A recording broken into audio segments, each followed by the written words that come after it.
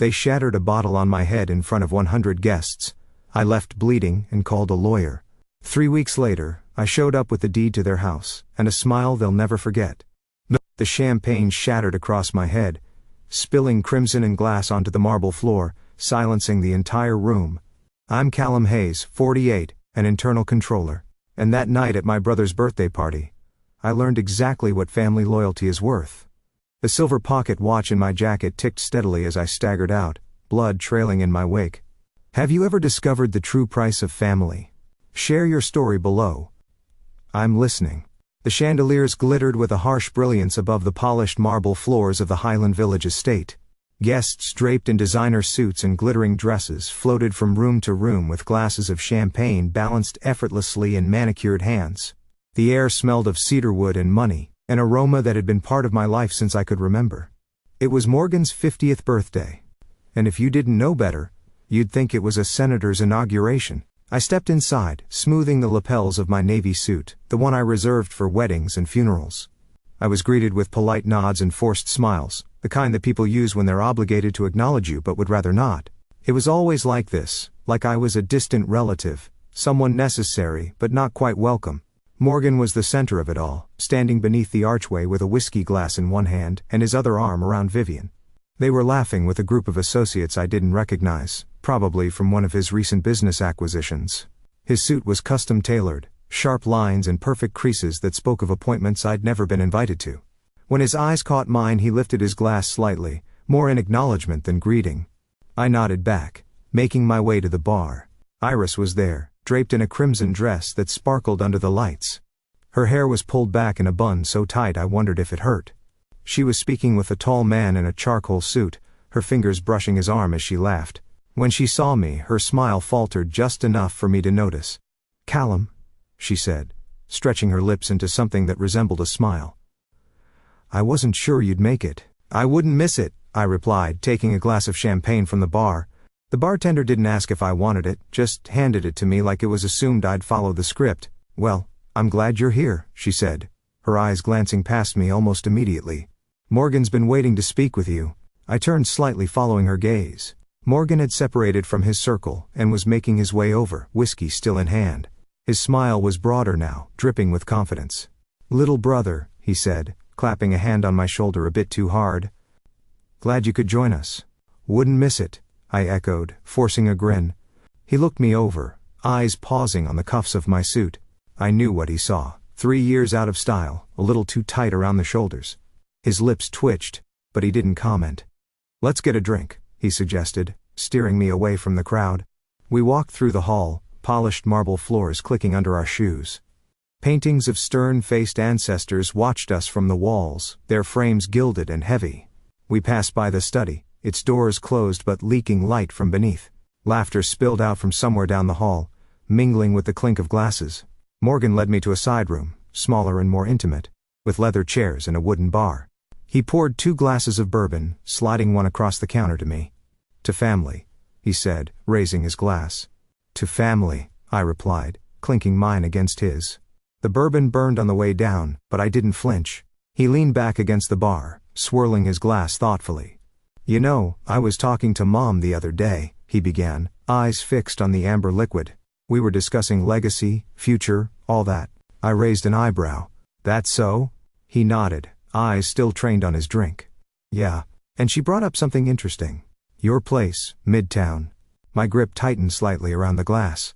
I took another sip, waiting. "She thinks it would make sense for me to take it over," he continued casually. "You know, consolidate the family assets. It's just sitting there, really." I set my glass down a bit harder than intended. "It's not just sitting there. I live in it." He smiled, the kind of smile that's meant to be disarming but only succeeds in irritating. "Sure. For now. But I'm expanding, Callum. I need a place closer to the projects I'm running. It's practical." I let out a breath through my nose, slow and controlled. "Practical for you, maybe." Morgan's eyes flashed for a moment before he collected himself. He straightened his jacket and set his glass aside. "Look, it's not just me. Mom thinks it's a good idea too. She wants to talk to you about it." "Of course, she does." As if on cue, Iris appeared in the doorway, her heels clicking softly against the polished floor. Boys, she cooed, stepping in and closing the door behind her. Are we all having a good chat? Morgan flashed her a grin. Just getting to the good part. Iris turned her gaze to me, and I could see the calculation in her eyes. Callum, she started, taking a step forward. We were just discussing the condo. It makes sense for Morgan to have it, don't you think? No, I replied, my voice steady. I don't think that at all. The room fell silent. Iris blinked, and for a moment the polished facade cracked. Callum, she said softer this time. Think about the family. I have, I answered, locking eyes with her. That's why I'm keeping it. The silence grew heavier, like someone had cut the air out of the room. Morgan's smile disappeared, replaced with something colder. Then in one swift motion, Walter stepped in from the shadows I hadn't even noticed him standing in. His hand moved faster than I could register, grabbing the champagne bottle from the bar.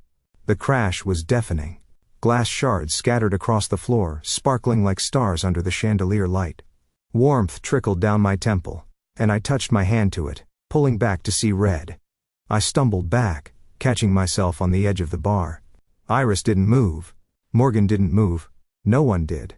They just watched. I straightened up, wiped my hand on my jacket and looked at them one by one. Thanks for the party, I murmured, voice steady despite the throbbing in my skull. I walked out, leaving a trail of blood droplets in my wake. Not a single person stopped me.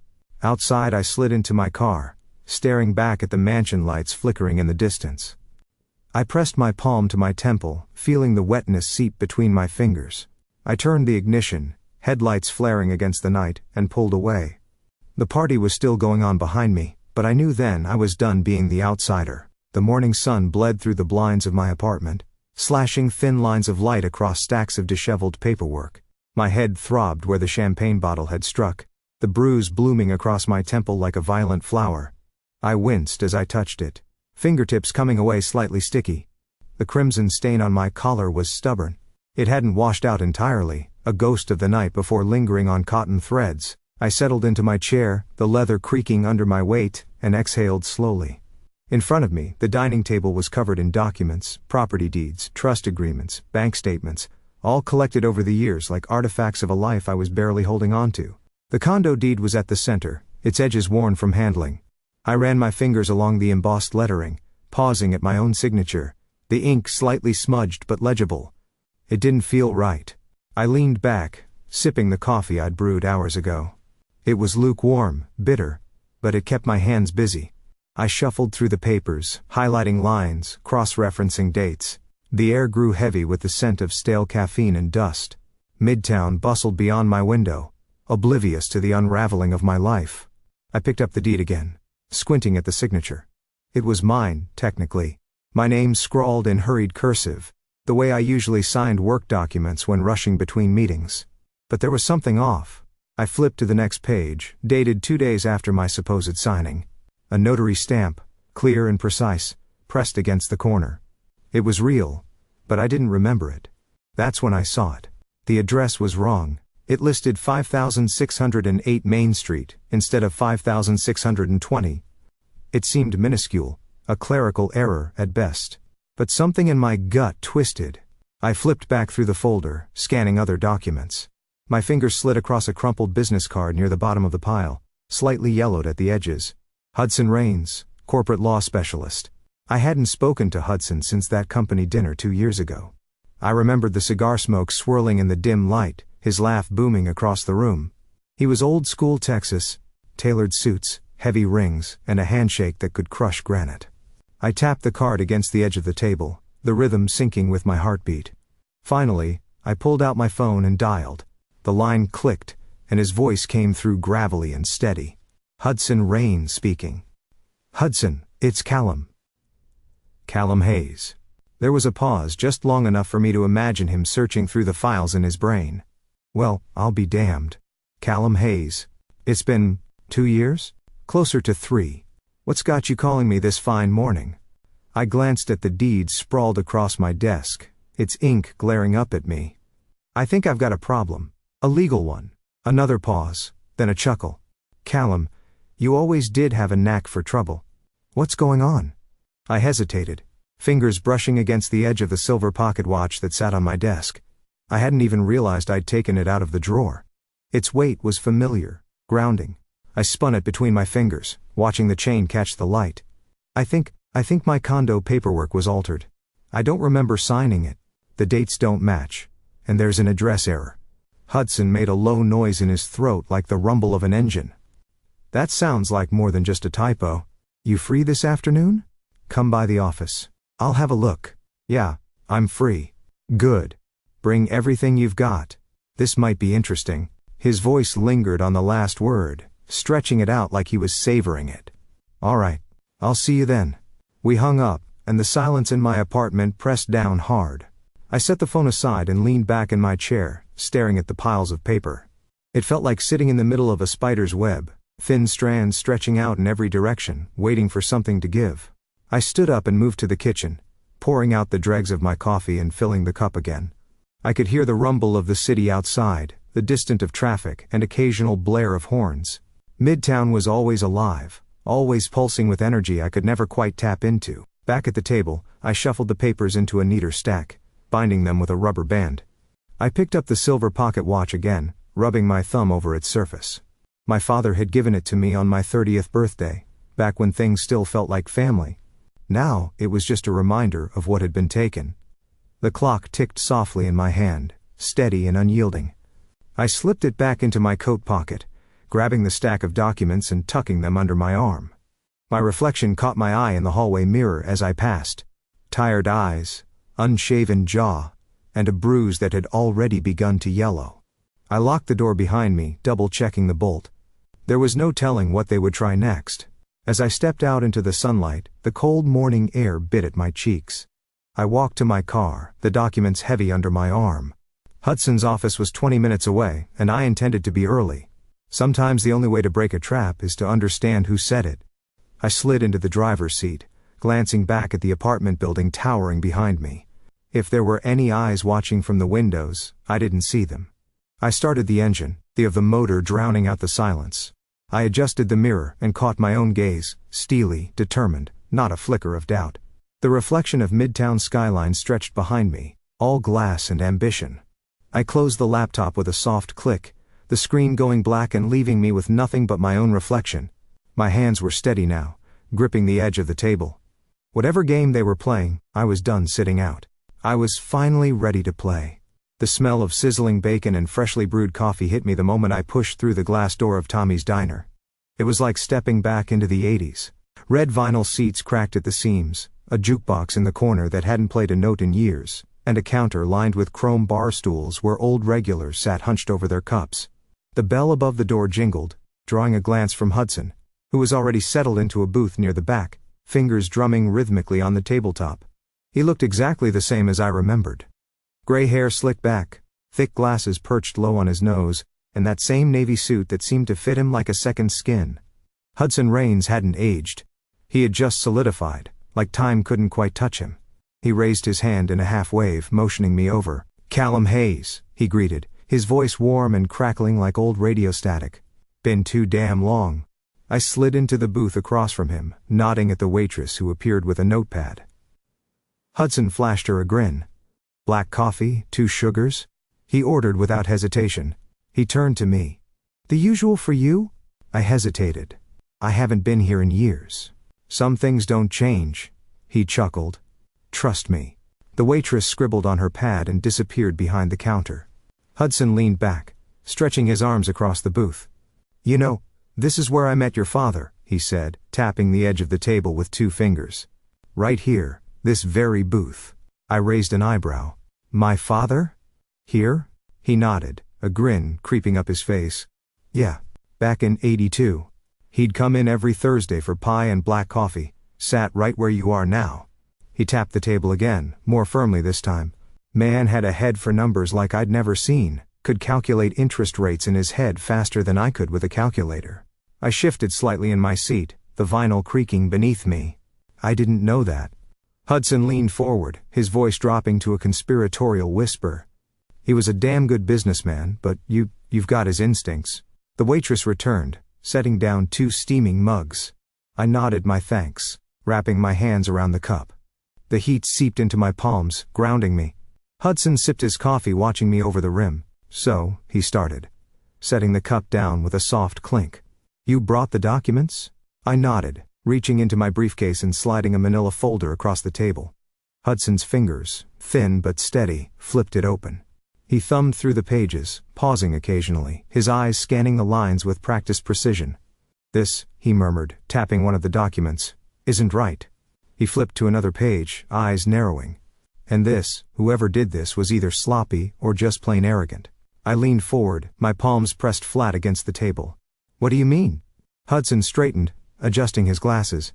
"This deed transfer," he began, tapping the page again. "It's dated 2 weeks after your supposed signature. And look here. There's a notary stamp that's out of sequence. That alone could void this." I blinked, absorbing the information. "You're saying it's fake?" "I'm saying it's shaky. Very shaky." He flipped to another page, this one detailing the Midtown condo. "But this is the real kicker." He slid the page toward me. "See the address?" I nodded. 5608 Main Street. Hudson chuckled, shaking his head. "That's not your property, Callum. Your condo is at 5620 Main Street. This transfer document, it's a phantom, doesn't exist." My hands gripped the edge of the table. "So what does that mean?" Hudson leaned back, taking a slow sip of his coffee. "It means you've got leverage, a lot of it." I exhaled, a knot uncoiling in my stomach. For the first time in days, something felt right. "And the house? Highland Village?" Hudson raised an eyebrow, a sly grin spreading across his face. He pulled out another document from the folder, this one printed on thick cream-colored paper. The header read, "Hayes Family Trust Agreement, 1987. "This is where it gets interesting," Hudson said, tapping the header with one long finger. "The Highland Village mansion? It was never legally transferred. Your father's will allocated it to you. But they never filed the deed correctly. They've been living in that house under assumed ownership." I stared at him, unblinking. "You're telling me I own it?" Hudson nodded. "Every square foot. They've been squatting on your property for years. You're the legal owner." The words sunk in like stones in still water, rippling out slowly. I took a long breath, trying to process it. The house. The one they lorded over me at every holiday, every family dinner. The symbol of their status. It was mine. My hand drifted to the inside pocket of my jacket, fingers brushing against the cool surface of the silver pocket watch. I pulled it out, setting it gently on the table. The chain coiled neatly beside it, the metal catching the diner's fluorescent light. Hudson's eyes flickered to it, a smile playing on his lips. "That's your father's watch, isn't it?" he asked. I nodded. "He gave it to me on my 30th birthday." Hudson grinned, tapping the watch with his knuckle. "Fitting. A reminder of what's yours." I glanced at the watch, the minute hand ticking away with steady resolve. My grip tightened around the coffee cup, the ceramic warm and solid in my hand. I looked up at Hudson, my jaw set. "What do we do next?" His grin widened. "First, we take back what's yours." And then he leaned forward, eyes glinting with anticipation. "We make sure they know it." I didn't flinch. For the first time I felt a stirring of something dangerous, something that tasted a lot like power. The heavy wooden doors of the Highland Village mansion groaned as they swung open, revealing the grand foyer lined with polished oak and sweeping chandeliers. I stepped inside, my footsteps muffled by the thick Persian rug stretching across the marble floor. The air smelled faintly of lavender polish and old money. It was immaculate, too immaculate. Everything in its place, every surface gleaming. It felt staged, like the set of a play where I was meant to be the unwilling actor. Iris appeared from the side hall, her heels clicking with precision. She wore a pearl gray dress, its fabric shimmering under the chandelier light. Her smile was polished, lips painted in a shade too bold for her age. "Callum," she greeted, stretching out her arms like she was welcoming a long-lost son. I did not step forward to meet her embrace. "Iris," I replied, nodding curtly. Her smile faltered just for a moment before she regained composure. "Come. Everyone is waiting." She gestured down the hall where heavy double doors loomed like the entrance to a vault. I followed her, my hands slipping into the pockets of my coat. My fingers found the cool surface of the silver pocket watch, and I rolled it between my fingers. Its weight was grounding, steady. We walked in silence. The only sound, the faint echo of our steps. Inside the room, they were waiting. Morgan, Vivian, and Walter. Morgan stood by the window, his posture stiff, hands clasped behind his back as if he were overseeing his kingdom. Vivian sat primly on a velvet chair, her legs crossed, hands resting delicately in her lap. Walter was by the fireplace, his gaze distant, fingers tapping rhythmically against the mantel. "Callum," Morgan acknowledged, turning to face me. His voice was smooth, too smooth. "Good to see you." I nodded. "Likewise." Iris moved past me, taking her seat at the head of the long mahogany table. She gestured to the empty chair across from her. "Please. Sit." I hesitated just long enough for her smile to tighten before I lowered myself into the chair, setting my briefcase beside me. I didn't bother removing my coat. "Well," she began, folding her hands in front of her. "We appreciate you coming. We just have a few formalities to get through." Her smile sharpened. I raised an eyebrow. "Formalities?" "Yes," she purred, sliding a thick manila envelope across the table. "We've prepared everything for you. Just a few signatures." I reached for the envelope, letting my fingers brush its edge before I slid it back to her side of the table. "I don't think so." Her smile wavered. "Excuse me? I won't be signing anything today." The room went still. Morgan's hands clenched behind his back and Vivian's fingers twitched slightly in her lap. Walter's gaze remained fixed on the fire, as if the flames held answers he wasn't willing to share. I leaned back, crossing my legs. "I brought something for you," I said calmly, lifting the briefcase onto the table. The locks clicked as I popped it open, sliding out a crisp folder with Hudson's insignia stamped on the front. I placed it directly in front of Iris. Her fingers hovered over the folder, eyes flicking back to me. "What is this?" "That," I said, leaning back into the chair, "is the legal ownership of Highland Village. According to the Hayes Family Trust Agreement of 1987, the mansion belongs to me." Iris blinked, her hand recoiling slightly. That's impossible." I shrugged, tapping the folder. "You can check the signatures, the notary stamps, all of it. It's perfectly legal. In fact, it's been legal for the last 30 years. You've just been borrowing it." Morgan stepped forward, his face reddening. "What kind of game are you playing, Callum?" I didn't even look at him. My eyes stayed fixed on Iris, watching as she flipped through the documents, her hands shaking just slightly. "This is absurd," she whispered, voice cracking just enough to be noticeable. "It's legal," I corrected. "And it's mine." For a long moment, the only sound was the ticking of the grandfather clock in the corner, its pendulum swinging in perfect unyielding rhythm. Then, without warning, Iris's hand shot out, knocking over her wineglass. It shattered against the floor, crimson liquid spilling out like blood, creeping across the polished oak. Vivian gasped, hands coming to her mouth, and Morgan stepped back, his shoes narrowly avoiding the spreading stain. Walter finally looked away from the fire, his eyes settling on me with something close to recognition. Or maybe it was fear. Iris stood, her palms flat against the table. "You think you can just walk in here and take everything?" Her voice was shrill now, the mask slipping.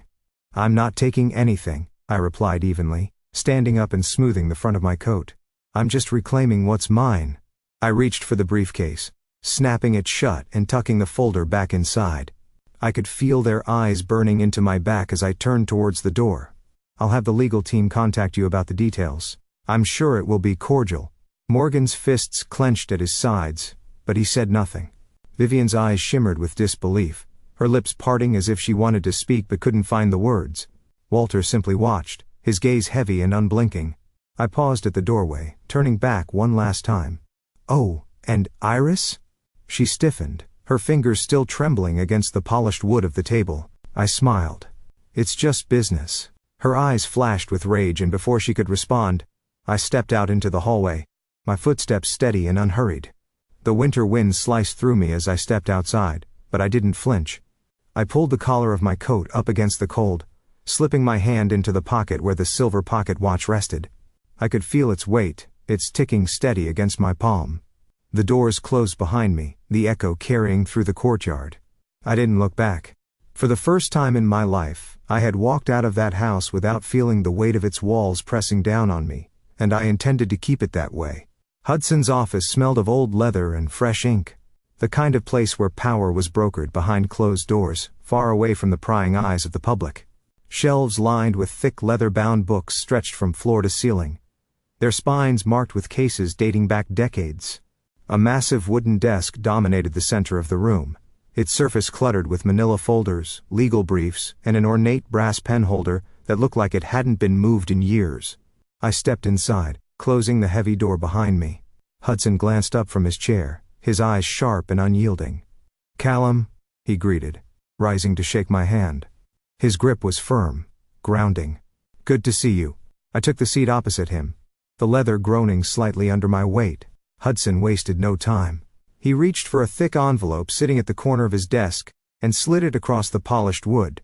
"This," he began, tapping the envelope with his index finger, "will be delivered by noon." I picked it up, feeling the weight of it. "What is it?" "Eviction notices," Hudson replied, his voice steady. "For Morgan and Vivian. Legally binding and ready to execute." A grin crept onto my lips, unbidden. I didn't think it would move this quickly. Hudson leaned back in his chair, folding his hands over his stomach.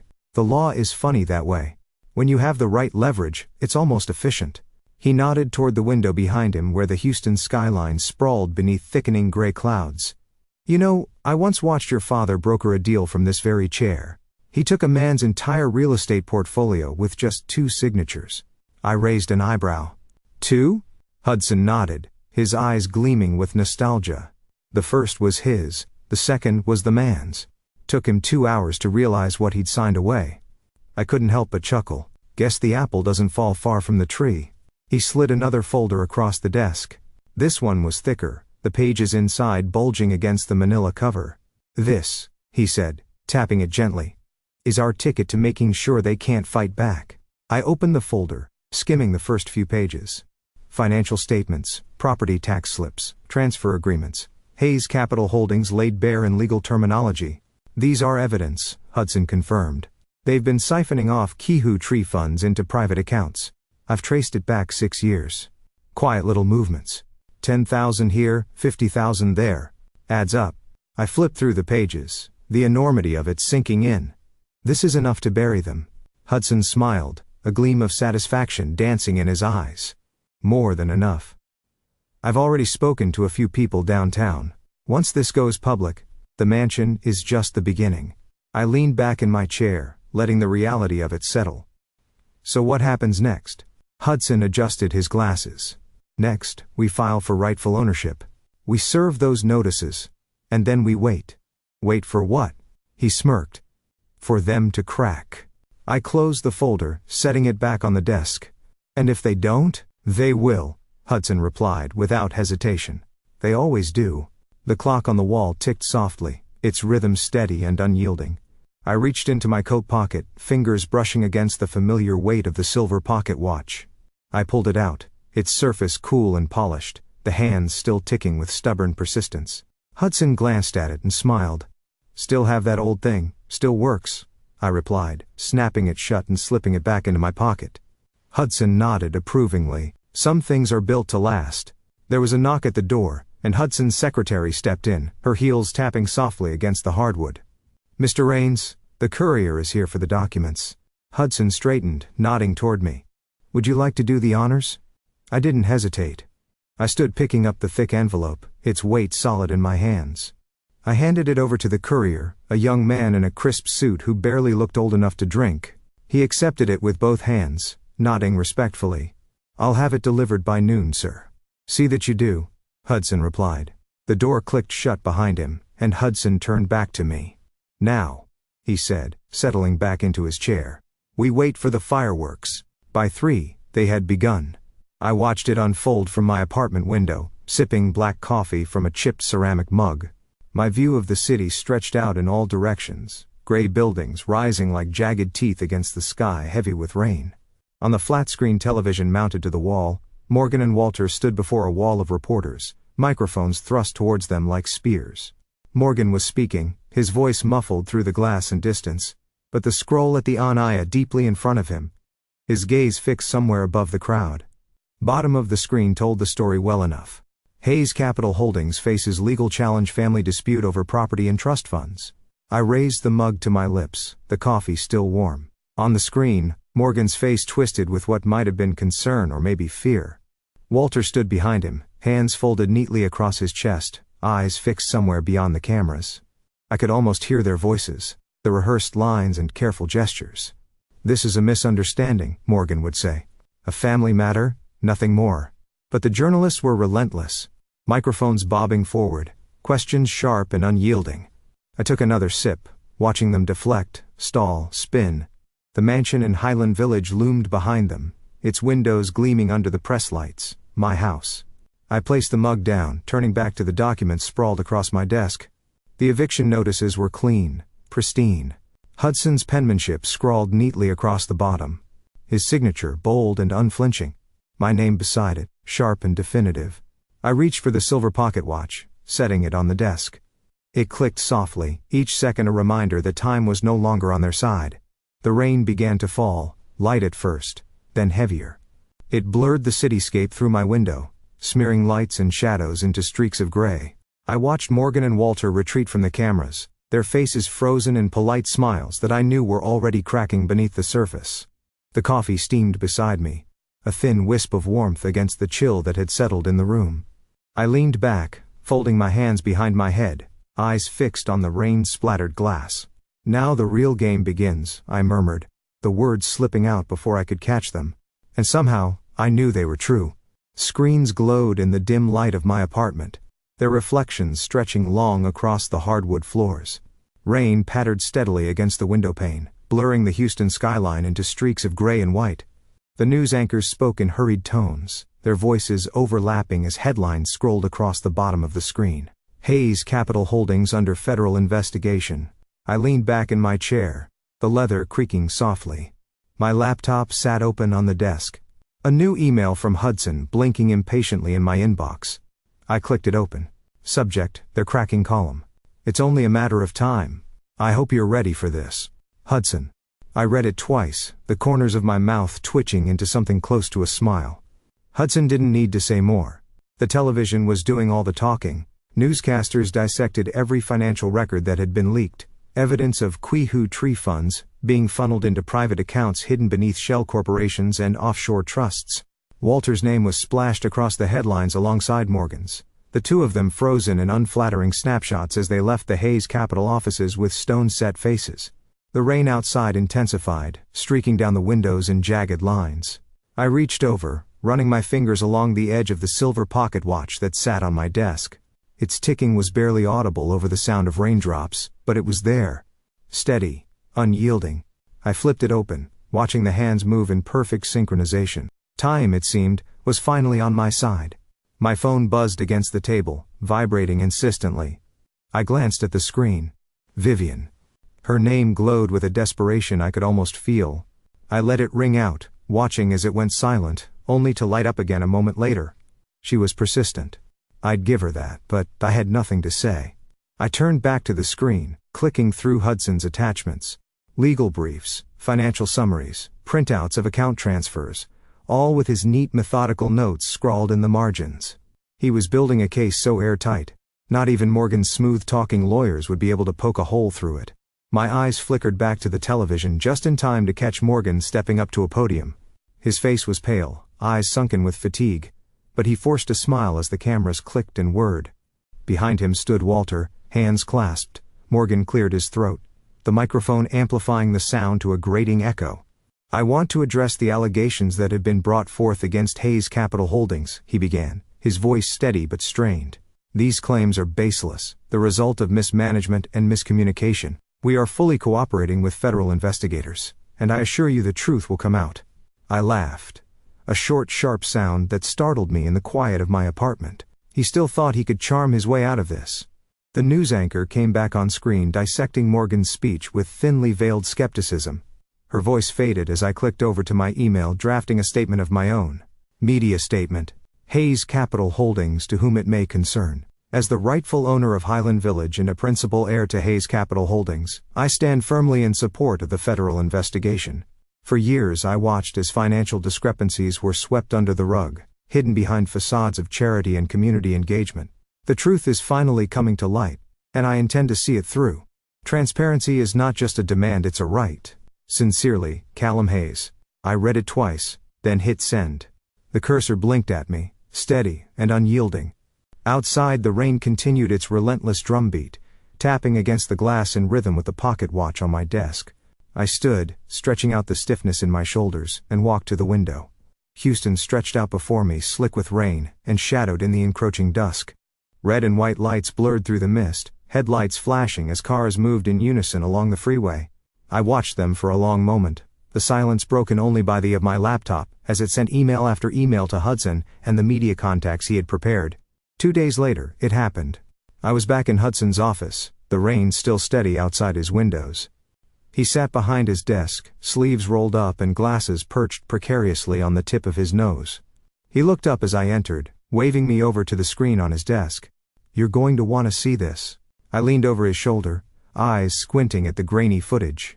Federal agents, dressed in black suits and carrying steel briefcases, were lining up outside the glass doors of Hayes Capital Holdings. They moved with precision, tapping on the glass and waiting for the guards to unlock the entrance. Hudson grinned, his teeth flashing white. 3 separate warrants. They're seizing everything. I watched as the doors were unlatched. Agents flooding the lobby with the kind of efficiency you only see in government takedowns. Papers were handed over, signatures scribbled. A woman in a tight blazer gestured wildly, her face a mask of disbelief. I didn't recognize her, but I imagined she knew exactly what was coming. "They're shutting it down?" I asked, voice low. Hudson nodded, tapping the edge of the screen. "Effective immediately, Morgan and Walter are barred from entering the premises until further notice. Any assets linked to the siphoned Quaihu Tri-funds are frozen. It's over." I straightened, letting out a breath I hadn't realized I was holding. My gaze drifted to the rain streaking the window, beads of water racing each other to the sill. "You did it," Hudson said, leaning back in his chair. "The whole empire, it's falling." I met his eyes, the grin stretching across my face before I could stop it. "No," I corrected. "We did it." He laughed, the sound echoing off the walls of his office. I reached into my pocket, pulling out the silver pocket watch and setting it on his desk. Its hands ticked steadily, unbothered by the chaos unfolding across the city. I closed my laptop, its screen flickering to black. I stood by the window, watching the rain wash away the grime of the city, my reflection faint and sharp against the glass. I touched the cool surface with my fingertips, leaving faint smudges behind. "One more step," I whispered, the words fogging up the pain. "Just one more." I turned back to Hudson, his eyes gleaming with the satisfaction of a well-played hand. He raised his coffee cup in a silent toast, and I returned the gesture, knowing the real battle was just beginning. The mansion stood empty, its gates creaking under the weight of the wind. I pushed them open, the iron hinges groaning like an old man rising from his chair. Rust flaked off in delicate curls, drifting to the cracked stone path beneath my feet. The gardens that once bloomed with hydrangeas and lilies were overgrown, now tangled with ivy and dandelions. Weeds sprouted defiantly through the cobblestones, reaching for sunlight that streamed through clouds still heavy with morning mist. Hudson pulled up behind me in his old Buick, the engine sputtering before he killed it. He stepped out, his coat flapping in the breeze, and made his way over, a large iron key dangling from his fingertips. He handed it to me with a grin. "It's all yours, Callum." I turned the key over in my hand, its weight surprising. I glanced up at the house, no, the shell of a house, and let out a long breath. "It's been empty for a year," Hudson added, hands tucked into his pockets. "They cleared out fast once the feds got involved, probably didn't want to leave a trail." I nodded, slipping the key into my coat pocket. "Let's make something out of it." Hudson's grin widened, and he clapped me on the back. "That's the spirit." The contractors arrived at noon, their trucks kicking up clouds of dust as they parked along the curb. Men in overalls hauled out toolboxes, ladders and sheets of plywood, all while Hudson barked orders like a foreman. I stood back watching the procession with my hands in my pockets, feeling the wind tug at my sleeves. The front door swung open for the first time in over a year, revealing a grand foyer draped in dust. Chandeliers hung above like relics of a forgotten age, their crystals clouded and dulled. I walked through slowly, my footsteps echoing against marble floors that once gleamed beneath designer heels and polished leather shoes. The silence was thick, almost reverent, like the walls were holding their breath. "Quite a place," a voice said from behind me. I turned to find Hudson standing in the doorway, his hands resting on his hips. "You sure you want to do this?" he asked, his eyes scanning the room. "It's going to take a hell of a lot of work." I nodded, brushing dust off a banister. "It's time it became something good." We walked through the halls together, Hudson taking notes and snapping pictures on his phone. The contractors followed behind, stripping away old drapes and prying up floorboards that had warped with age. Dust hung in the sunlight that poured through cracked windows, swirling like ghosts of the past. As we reached the west wing, I paused. A patch of sunlight caught the edge of something silver, gleaming softly beneath a pile of discarded tarps. I stepped forward, nudging the debris aside with my foot. A silver pocket watch, its surface scratched but unmistakable, lay there like it had been waiting for me. I bent down and picked it up, brushing off the dust. It clicked softly in my hand, the minute hand ticking away in perfect rhythm. Hudson watched me from the doorway, his brow raised. "Well, would you look at that?" "An heirloom," I replied quietly, slipping it into my pocket. "Guess it found its way back." Hudson smiled. "Maybe it's a sign." By the end of the week, the place was unrecognizable. Walls had been stripped bare, floors sanded down to their original grain. Volunteers from the community trickled in, many of them faces I vaguely recognized from the neighborhood. People who had once nodded politely at garden parties, or glanced away during awkward encounters at the grocery store. Now they wore work gloves and bandanas, sweat streaking their brows as they lifted boxes and tore up carpeting.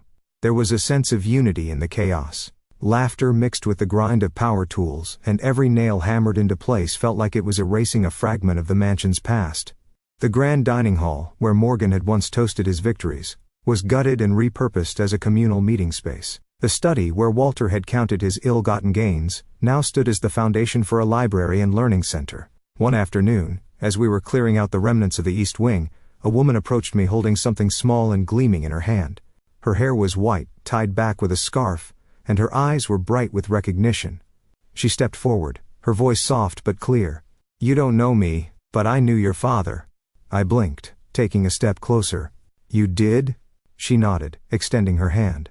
Resting on her palm was another silver pocket watch identical to the one I'd found. "He gave this to me," she said quietly. "Back in 1985 when I worked as his secretary, he always said it was a reminder that time could be borrowed but never kept."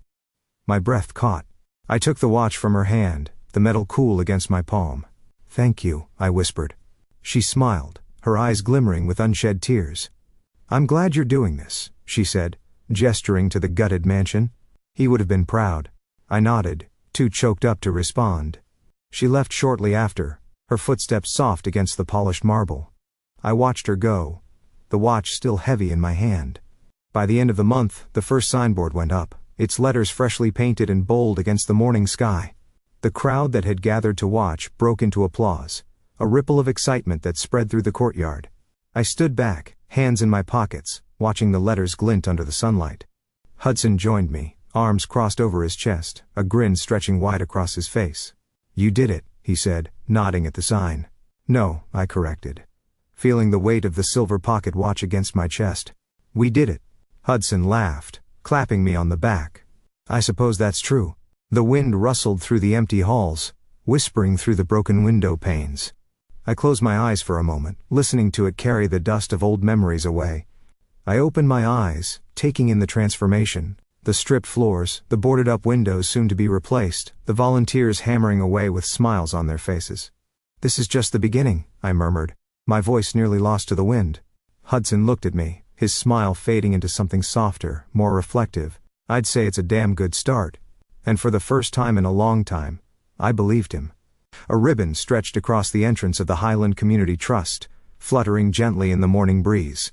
Sunlight spilled over the freshly painted facade, its reflection gleaming off the new glass windows. The once abandoned mansion now stood tall, vibrant, and full of life. The gardens had been replanted with blooming azaleas and lavender, their scents mingling with the aroma of freshly cut grass. Laughter and chatter drifted from the crowd that had gathered outside, neighbors and friends standing shoulder to shoulder, faces bright with anticipation.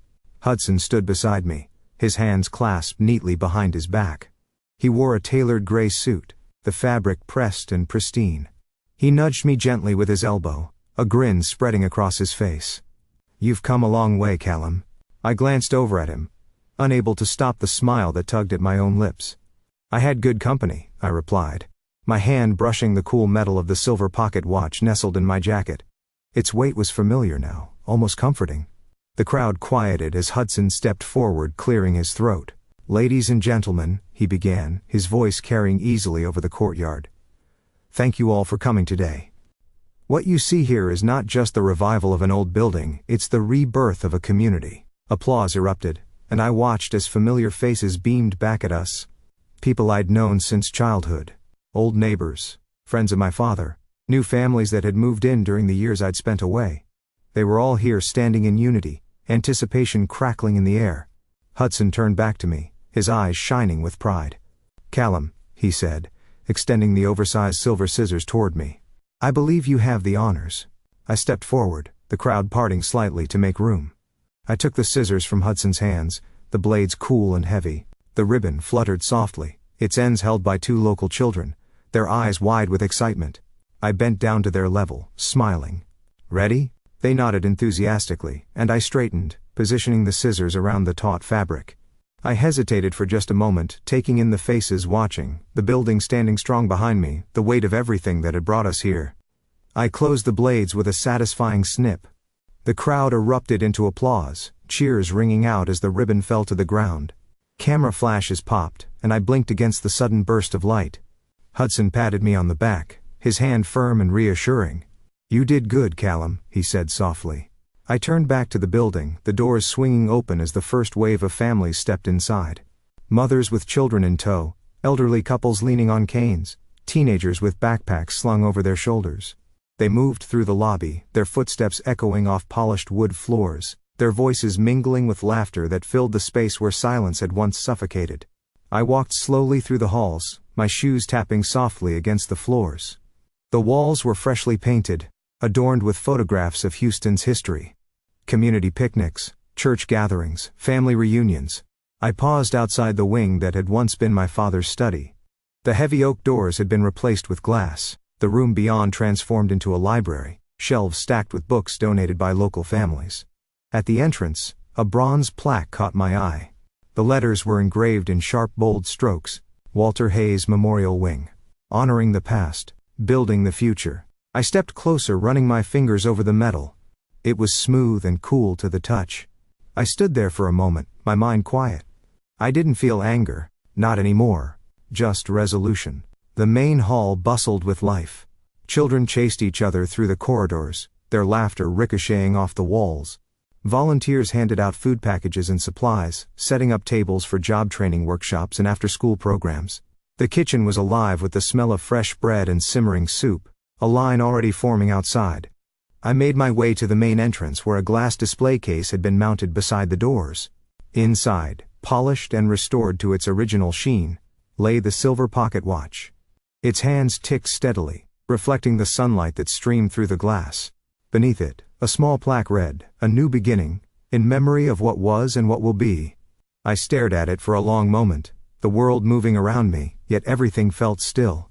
Hudson stepped up beside me, nodding approvingly. "Looks good in there," he said. "Yeah," I replied, my voice barely above a whisper. "It does." We stood in silence watching families filter in and out of the doors, their faces lit with hope and possibility. I could hear the faint strains of music from somewhere in the building, something soft and melodic. I closed my eyes just for a moment, letting the sounds wash over me. Hudson clapped his hands together, shaking me from my thoughts. "Well," he said, "I'd say we did a damn good job." I smiled, stepping back onto the front steps, the wind catching my coat and billowing it gently behind me. I looked out across the courtyard, now filled with people, real people, whose lives would be better because of this place. I took a deep breath, feeling the weight of everything lift off my shoulders. "We finally did it," I murmured, more to myself than anyone else. But Hudson heard. He always did. He nodded, a grin splitting his face. "Yes, Callum? You did." I stepped forward, the sunlight warm on my face, the of life filling my ears.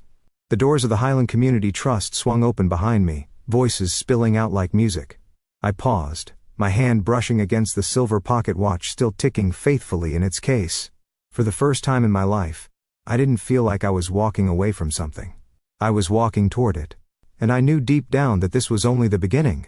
The sun dipped low over the Highland Community Trust, casting long shadows across the freshly painted walls and flower beds that now thrived where weeds once grew.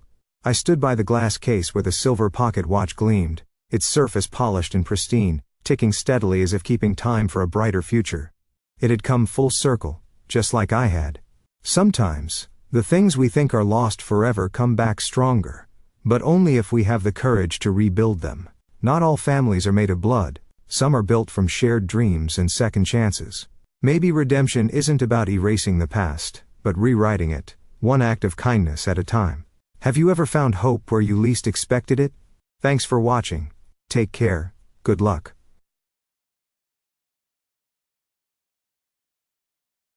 After listening to today's story, perhaps it has raised some new questions in your mind, or maybe it has brought back some old memories. Every day on Reddit, new experiences and moments create fresh stories, and they connect all of us. Everyone has their own unique journey in life, and we all try to understand the world in our own way. These kinds of moments remind us that we are all human, sometimes happy, sometimes sad, and always learning something new. If you enjoyed this story, feel free to share it with your friends. Your thoughts and feedback are always valuable to us, as they motivate us to create even better content. Every story has its own unique angle, and our goal is to understand everyone's perspective and make our content diverse and relatable.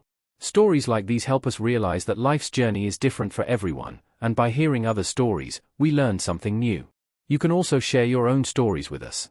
Your experiences are valuable to us as well, and if you enjoyed this video, please leave your feedback. We aim to create content that brightens your mind and gives you new ideas every time. If you've already seen this video before, your feedback is still important. With every piece of feedback, we can improve our content and bring a new perspective to our viewers. Today, what we saw was just a small part of the many stories shared on Reddit and across the world. It's a reminder of how we all try to understand life by sharing our experiences with each other. This video was only an example of how we try to connect with others through storytelling, learning about different sides of life. We hope to continue sharing such stories that help us all learn and grow together. Thank you for your time, and don't forget to keep an eye out for more stories coming soon. If you haven't already, please like and follow for more amazing content. Your support keeps us going, and we will strive to bring you more thought-provoking and heartwarming stories. Until next time, take care and stay curious. **